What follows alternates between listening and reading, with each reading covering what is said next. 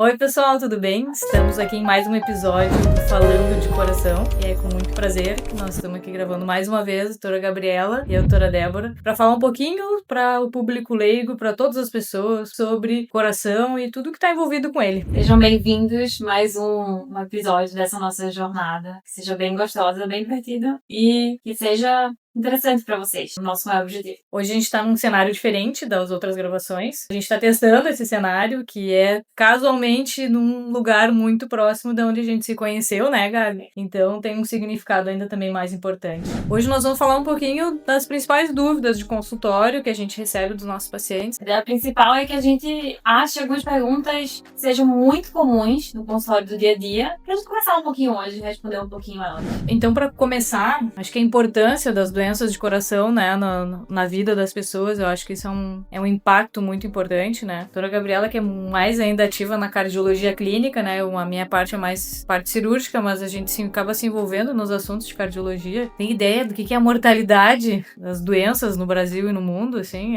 Eu tenho os dados aqui que 30 a 35% a mortalidade no Brasil é por doenças cardiovasculares, as neoplasias, os câncer, né? Então, 15 a 20%. Então, é a primeira causa, é um órgão muito importante para a vida das pessoas, né? Quando a gente fala de cardiologia, né, a gente usa muito a ideia do falando de coração, mas na verdade a gente fala de tudo, né? A gente fala de obesidade central, a gente fala daquela obesidade visceral, e aquela comparação à diabetes, à aterosclerose.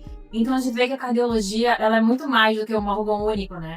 Ela é a conexão entre eles. Então, e não de fato, às vezes, não só um órgão em si, o sono. O sono não é um órgão, né? Ele vem da cabeça, do cérebro, de neurotransmissores. Mas a gente entende a cardiologia como um todo. Até a questão respiratória, que parece que não tem nada a ver com o pulmão. Pensando em reabilitação, a gente já usa o termo há muitos anos, né? Reabilitação cardiopulmonar, pós-cirúrgico, pré-cirúrgico, até sem estar relacionado a nenhum procedimento em si. Então tá tudo muito conectado. Respondendo a tua pergunta, hoje as doenças cardiovasculares, elas entram no top ali de doenças com mortalidade aumentada, e isso vem piorando cada vez mais, a despeito do que antigamente a gente usava doenças infecto-contagiosas, surgiram as vacinas, enfim, isso foi deixado lá embaixo, né, desceu no topo das doenças que mais matam, nesse contexto de que coisas óbvias que ocorreram, aumento de ingestão de ultraprocessados, enfim, entre outros fatores que a gente vai completar um pouquinho mais ao longo do podcast. Então vamos falar de alguns tópicos, assim, hot topics.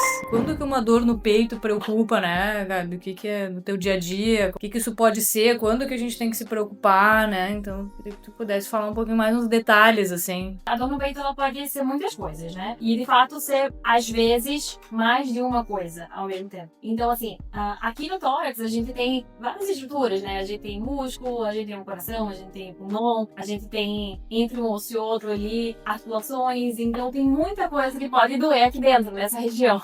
E, pensando na dor cardiológica, a gente tem que ter alguns fatores de alerta, né? É importante vocês saberem esses fatores de alerta e é importante também saber algumas características dessas outras dores similares. Por exemplo, como é que é uma dor típica muscular? É aquela dor desencadeada.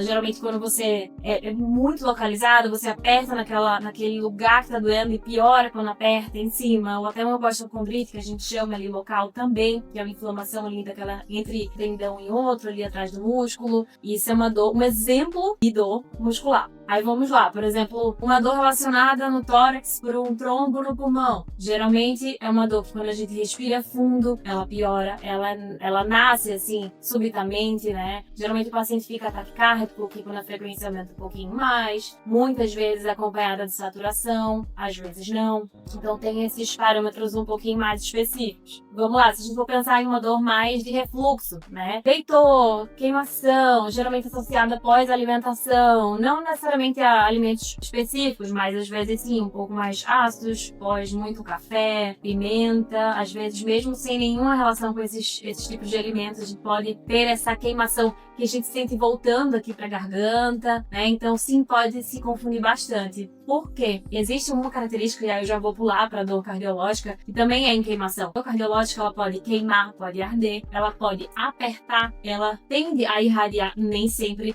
mas ela tende a irradiar para algum dos ombros, para a região mandibular, às vezes para o dorso, entre outras doenças cardiovasculares que não necessariamente a dor do coração de infarto, né? Mas, por exemplo, a dissecção.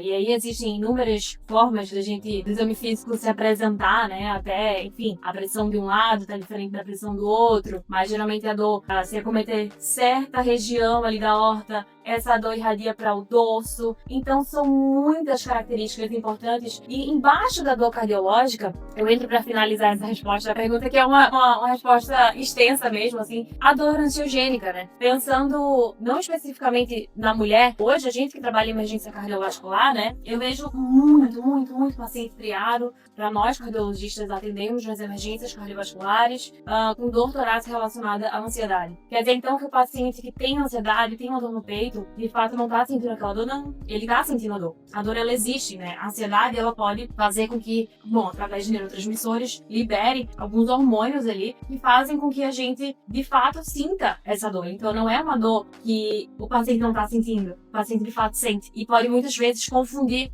um infarto. Pode vir aperto, pode vir com sensação de sufocamento, que irradia também para a mandíbula. Então é algo que se confunde muito. E aí depois a gente entra no tópico da dor cardiovascular na mulher, que é um pouquinho, muitas vezes, um pouquinho mais atípica. Mas eu achei que foi muito bom tocar no tema da ansiedade, porque a gente ouve muito dos pacientes e às vezes é difícil para nós médicos diferenciar se essa dor é cardiológica mesmo ou se é de ansiedade. Então vai muito de uma conversa muito a fundo. E o que eu acho que é importante, né, a gente destacar aqui, mas a pessoa se conectar com o que tá sentindo, tentar identificar, isso aqui me causa dor, isso aqui não me causa, surgiu do nada uma dor que eu não tinha, coisas, sinais de alerta, né, que fazem a gente pensar que, precisa procurar um atendimento mais rápido, né, não, eu tenho essa dor já há muitos anos, sempre me dá quando eu faço um esporte e tal, então, assim, tentar identificar o que são os fatores associados a essas dores e tentar discriminar, isso nos ajuda também no diagnóstico. E uma coisa bem interessante, Débora. Existem algumas psicanalistas que, inclusive, trazem essa questão da dor no peito em momentos que você não necessariamente está se sentindo ansioso. Por exemplo, a crise de pânico. A crise de pânico, ela pode surgir em um momento sem você estar ansioso, sem gatilhos aparentes. Da parte cardiológica, eu digo para vocês que existe essa diferença da crise de pânico, da dor torácica na crise de pânico e da dor torácica na crise de ansiedade. Geralmente a dor torácica na crise de ansiedade, ela vem precedida de gatilho, você sente que tá ficando ansioso. E a dor torácica relacionada à crise de pânico, muitas vezes você tá tranquilo, fazendo algo que tá sem gatilhos aparentes e você tem essa dor torácica. Então, é algo que realmente mistura muito, principalmente na mulher, que daí pode ser que seja um terceiro tipo de dor, que nem seja crise de pânico, nem seja uma crise de ansiedade, seja de fato uma dor anginosa. Então, Débora, conta um pouquinho pro pessoal qual é a diferença da dor torácica na mulher e a dor torácica no homem. Então, eu vou me abordar um pouquinho mais desse assunto, porque casualmente é o tema da minha tese de doutorado, que é as diferenças, na verdade, dos resultados de cirurgia de ponte de safena em mulheres e em homens, né? Não sei se tu sabia disso. Não sabia! Então, e eu acabei me aprofundando bastante no assunto, assim, das diferenças dos resultados das cirurgias, porque tem uma questão cultural de como se as cirurgias nas mulheres fossem piores, né? E realmente é o que a gente vê muitas vezes, mas tem vários motivos por trás disso, né? Que eu não vou entrar aqui na tese, não é objetivo, mas uma das coisas que a gente percebe, que vários cardiologistas têm falado, se for ver aí na internet, as mulheres têm sintomas mais atípicos. O que quer dizer atípicos? Não é o habitual, não é o que a gente vê todo dia, é um sintoma diferente, mistura com ansiedade. Muitas vezes isso tem relação com o próprio comportamento da mulher, mãe, não olha para os seus sintomas, então quando ela sente aquela coisa, ela não consegue identificar que aquilo é realmente uma dor no peito, mas é uma dor que a gente chama de atípica, que não é aquela dor com irradiação pro ombro ou no máximo pra mandíbula, né? Normalmente são sintomas bem diferentes, mais com cansaço, mais com falta de ar, um pouco de náusea, uma coisa difícil de palpar, né, nas mulheres. Mas a doença cardiovascular, se for ver nos números que eu falei antes, também nas mulheres é a principal causa de morte acima de 60 anos. Então, é uma doença muito relevante que a gente não pode deixar de olhar. Estão saindo vários documentos, diretrizes, enfim, das sociedades de cardiologia, né? E de cirurgia também. Então, que é um assunto super relevante que as mulheres, às vezes, as próprias mulheres não dão a atenção devida aos sintomas. E vinha uma questão de que as mulheres não tinham doença de coração muitos anos atrás, né? Como se o estrogênio, os hormônios, né, da mulher protegiam. E realmente protegem. Mas protegem até eles acabarem. Quando chega a menopausa, né? Menopausa, com 50 anos por aí, os hormônios caem e o risco acaba sendo parecido com o do homem. E além disso, o que não tinha antes? A mulher no mercado de trabalho, tabagista, estresse, né? Então isso é uma coisa que a minha visão de futuro, a gente vai ver cada vez mais mulheres, cada vez mais cedo, que é o que a gente já começou a ver, né? Nos nossos consultórios. Então, precisa estar atento, né? As mulheres. E isso é muito importante tu trazer, porque agora, em 2025, a Sociedade Brasileira de Cardiologia liberou um posicionamento sobre saúde cardiovascular na mulher, e ele fala exatamente isso que tu disse, assim, que existe esse reforço de que a mulher, ela é subdiagnosticada e subtratada tanto por parte da equipe médica quanto por parte da população feminina mesmo, porque se auto-julga que é ansiedade, deixa pra lá. Essa questão cultural também, ela existe e ela é forte. Até abordada em diretriz, né? E até se a gente for pensar, bom, a gente vai explicar um pouquinho já do que é o cateterismo, enfim, né? Se a gente for pensar, existe um número de pessoas, mulheres, muito maior que tem doença microvascular do que pessoas que são homens com doença microvascular. E a gente pode explicar um pouquinho aqui do que é uma doença microvascular, né? Mas resumindo, é aquela pessoa que faz o cateterismo, é uma mulher, tava com dor no peito, ansiedade, empurrou com a barriga, fez o cateterismo, as coronárias estão normais, os vasinhos do coração estão normais, os grandes, né? E aí vai pra casa, tá vendo? Eu disse que não era nada, eu disse que era ansiedade. De fato, pode ser, mas pode ser uma doença dos vasinhos pequenininhos que um cateterismo padrão normal não tenha verificado. Como é que tu vai ter representatividade para analisar aqueles resultados em mulheres se elas não são a metade, né? Que é o que está acontecendo cada vez mais próximo disso, 30%, 40%. Alguns países já conseguiram esses registros, né? De uma amostra mais representativa. Mas então, são coisas que estão em transformação, né? E tem muito a ver também com outras doenças associadas ao coração, que foi o que a gente falou desde o início. A síndrome metabólica, diabetes, obesidade. Se em mulheres começar mais cedo, esses fatores muitas vezes são sobreponentes, digamos assim, são mais importantes do que a própria idade, o estrogênio e os hormônios. Então, elas passam do fator protetor dos hormônios. Então, o tabagismo, o sedentarismo, obesidade, diabetes, se a mulher tiver isso com 30, 40 anos, ela tem mais chances de ter, então, talvez, do que um homem que não tenha, né? Então... E até pegando esse gancho, se a gente for pensar na insuficiência cardíaca de fração de ejeção preservada, que, enfim, é um tipo de insuficiência cardíaca, que o coração ele não tá fraquinho, hoje a gente vê muito claramente que mulheres têm muito mais esse tipo de insuficiência cardíaca do que homens, né? Então tá tudo muito ainda subdiagnosticado. Eu acho que a gente vai ter mais episódios pra falar só sobre mulheres, né? Que é um assunto que interessa bastante.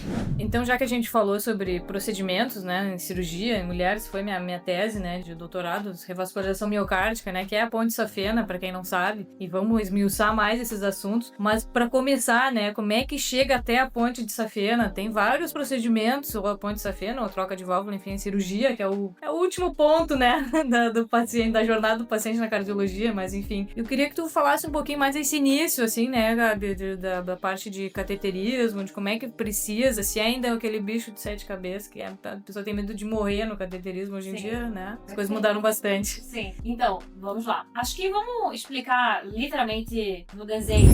Aqui é o coração. Vou desenhar vários caninhos ao redor. Eu sempre explico da maneira seguinte. Vamos lá. Imagina que isso aqui é uma planta, certo? Com vários caninhos que irrigam a planta. A água chega nessa maneira, certo?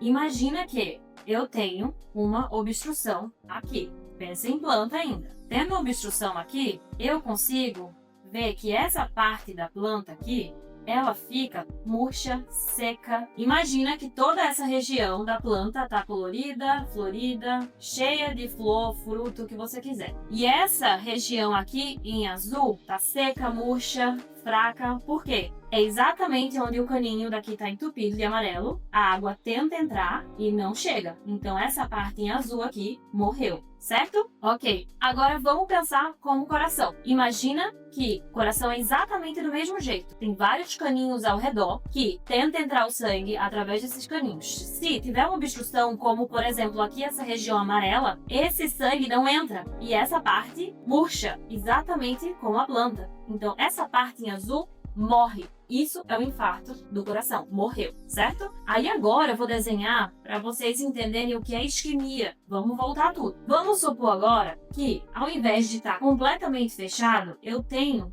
um pouco de entupimento nessa planta, tá? Ou seja, a água tá entrando, ainda entra por aqui um pouquinho e tá irrigando essa parte. Só que essa região daqui, onde esse caninho irriga, ela não tá morta, porque tá entrando água ainda, mas ela tá sofrendo, porque tá entrando menos água do que os outros caninhos. Ou seja, a gente tem o que a gente chama aqui de isquemia. É como se essa região não tivesse morta, ainda tivesse salvação, entrasse um pouquinho de água, ainda tá florindo um pouquinho de planta ali, mas não tá tão legal quanto essa outra região toda da planta aqui. Aqui tá tudo colorido, nascendo flores, margaridas e frutos do que você quiser, certo? Então, é um tecido no coração que a gente chama de tecido viável, que ainda tem salvação. E o que fazer com essa região aqui? E aí, eu vou passar a palavra para a doutora Débora. Existem várias formas. Via cateterismo, via cirurgia, dependendo do grau, das lesões, de quantas lesões você tem, em quantas coronárias, quantos caninhos estão entupidos, o grau de entupimento desses caninhos. Antes de passar a palavra para a Débora, respondendo uma pergunta que eu não respondi, o cateterismo em si é um exame, na teoria simples, com baixo risco de complicação, em que o paciente deita na mesa de hemodinâmica e através de um catéter na artéria radial, às vezes não, mas enfim, pelo braço, muitas vezes, e eventualmente pela perna, quando não se consegue para o braço, fazer no braço, vai até o coração e ilumina esses caninhos do coração. Não existe só essa forma de ver os caninhos do coração. Existem várias formas de a gente avaliar. Forma invasiva, que é o cateterismo em si, em que a gente vai, coloca esse catéter, ilumina esses caninhos do coração, e a forma não invasiva. Por exemplo, excelente forma de ver anatomia em paciente em torno de 50, 60 anos, um pouquinho acima dessa idade, fica um pouquinho complicado pelo nível de cálcio que se tem, mas a angiotomografia de coronárias, ela é excelente para avaliar isso. Ela ilumina esses caninhos do coração. Então, se você for fazer ou conhece alguém que fez ou vai fazer um cateterismo, essa é a forma que se faz. E uma angiotomografia de coronárias é o equivalente a um cateterismo de uma maneira menos invasiva, que às vezes é o melhor indicado, às vezes não. Eu acho que é importante, assim, falar do cateterismo, desmistificar, né? Porque às vezes a gente recebe muito, precisa fazer um cateterismo. Mas é uma cirurgia. Não chega a ser uma cirurgia, é uma punção aqui, né? Como se fosse pegar uma veia, só que é um pouquinho mais profunda e é só para olhar as coronárias. Então é um exame, né? Assim como a tomografia. A tomografia é menos invasiva, porque não punciona a artéria, né? E fornece muitas informações, mas às vezes mesmo depois de tomografia, angiotomografia de coronária, é preciso fazer o cateterismo mesmo assim, né? E pelo cateterismo ou outros procedimentos percutâneos, se pode tratar várias coisas, né, Gabi? As válvulas também podem ser tratadas. Então, o coração é uma estrutura complexa, né? O coração é o motor do corpo, mas ele precisa de irrigação, ele precisa de elétrica, né, que já foi nosso outro episódio com a Karina. Precisa de mecânica, né, a parte de válvulas. Então, é uma estrutura complexa que pode ser manipulada ou ajustada de várias formas. Às vezes, com os remédios, a gente consegue mexer muita coisa, mas às vezes precisa de procedimentos. E isso mudou muito nos últimos anos, né? Sim. Eu vou aproveitar o teu desenho aqui. Aproveita. Porque tu me perguntou, né, da ponte de safena, que eu falei no início, né, que é a revascularização miocárdica, né? Explica a diferença da ponte de safena para o stent. Aí então aqui, existem várias formas de tratar, digamos, essa isquemia aqui que ela mostrou, né? Essa isquemia aqui. Então pode-se colocar um stent, né? Aqui, e abrir essa, né, com um balão, a gente abre, né, eu não faço esses procedimentos, mas enfim, os grandes colegas hemodinamicistas, eles abrem um balão ali, o stent, normalmente isso é de metal, e isso abre essa lesão aqui, que o fluxo possa passar melhor. Essa é uma forma de tratamento, é muito menos invasivo, né, pelo próprio cateterismo, entra ali com aquele catéter mesmo, né, então a pessoa sai, às vezes no mesmo dia, no dia seguinte, sai do hospital sem nenhum corte, nada, né, pouca dor, então realmente é muito pouco invasivo. Mas às vezes essas lesões não conseguem se passar com catéter. Às vezes são lesões em vários desses vasos aqui, que colocar muitos stents, o resultado a longo prazo não vai ser tão bom. E aí entra a cirurgia, né? O que a cirurgia faz? A ponte de safena. É uma ponte mesmo, né? Quando tem obstrução também, às vezes tem um pouquinho de músculo viável, né? Enfim, não vamos entrar nessa discussão, mas às vezes com obstrução total aqui. E aí o que a gente faz? A gente faz a ponte, né? Então aqui vai ficar, a ponte vai de um lugar que não tem lesão para outro lugar que não tem a lesão, né? Claro que anatomicamente o coração é diferente, mas a ideia principal é essa. A gente não mexe com cirurgia no meio da placa. Eventualmente sim, mas de uma maneira geral não. De uma maneira geral faz essa ponte e o fluxo passa de um lugar que não tenha para outro que não tenha. Literalmente é uma ponte. Tem vários enxertos hoje em dia que a gente pode usar, né? Fala de mamária, radial, tem 2 mamárias hoje que se usa. E eu acho que é importante a gente frisar e falar, né, para as pessoas que os resultados mudaram muito nos últimos 20, 30 anos, né? Então, os números de hoje em dia de cirurgia de coração, tanto de revascularização, claro que cada caso é um caso, mas de uma maneira geral, assim, dos pacientes que precisam de cirurgia, a mortalidade, né, o risco da pessoa morrer na cirurgia é 5%. Então, assim, com os recursos que a gente tem hoje, o preparo que a gente tem dos pacientes, o pós-operatório, todo o envolvimento de todo o hospital, toda uma equipe, as coisas mudaram muito. Então, não é uma sentença de morte mais, né? Então, claro que hoje em dia também tem mais recursos, digamos, percutâneos, né? Ou menos invasivos, e também tem mais recursos de remédios e tudo, mas a cirurgia ainda é uma opção válida e com bons resultados quando bem indicada. Eu acho que esse é o ponto, né, Gabi? Perfeito. O desenho aqui de rosa o stent, aqui a ponte de safena em vermelho. E qual é a tendência, né? Por exemplo, a Débora desenhou a ponte de safena aqui. Então, o sangue tá fluindo super bem agora e fluindo super bem.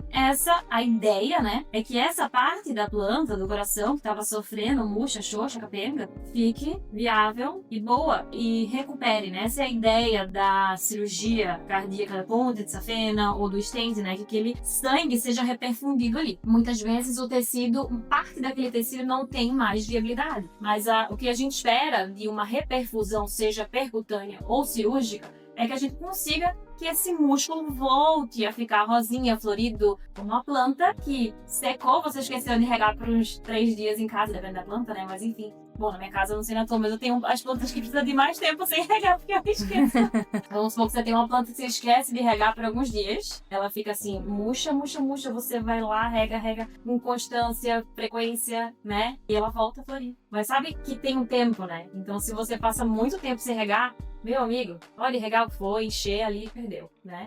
Então, fazendo essa analogia com essa parte que agora tá rosinha ali, florindo. Bom, a gente falou bastante de doença e chegamos até o ponto final, né, do tratamento, né, das doenças, que é quando chega na cirurgia. Mas eu acho que muitas vezes a maioria das vezes a gente consegue, é possível chegar antes nesses pacientes e evitar, né, que chegue até precisar de cirurgia. E daí o que faz tanta diferença, assim, como é que a gente pode tentar chegar antes, que é, né, tá atento à dor no peito, tá atento a essas coisas, mas também em outras coisas, né? Eu acho que a gente tem que ouvir nosso corpo, né, Débora? E ouvir o corpo não é só ficar atento aos sintomas, é também fazer coisas que são muitas vezes difíceis no dia a dia, coisas chatas. Brinco com meus pacientes dizendo que, assim, criança faz o que quer, adulto faz o que tem que ser feito. É todo dia que a gente tem uma super vontade de fazer exercício? Não é. É todo dia que eu quero estar comendo ali na dieta, o mais gostosinha que a dieta seja, que você organiza com o seu nutricionista, muitas vezes dá vontade de comer uma Nutella, né? Não, até sabe, tu falou de exercício, é uma coisa que eu gosto de falar com meus pacientes. O exercício deveria estar na lista dos remédios, é o remédio do dia, que seja 20, 30 minutos, essa é a recomendação, né? Sim, acho que é uma coisa... Tá com a recomendação aqui afiada. Mas o exercício é uma coisa muito importante na vida da pessoa, né? E esse é um grande cuidado que se pode ter. E até fazendo o próprio exercício a pessoa pode sentir alguma coisa e identificar talvez alguma alteração, né? Então é super importante. Eu junto assim um pouco com o que a Karina trouxe no último episódio, né? Que de fato, quando a gente vai assinar um ingresso numa academia, ele faz você assinar um contrato ali que você é saudável. E muitas pessoas só descem, aceita, assina. Será que você é saudável mesmo? Aí eu volto que a Débora sempre fala, acho que uma vez na vida é importante você ter uma atenção com o cardiologista, né?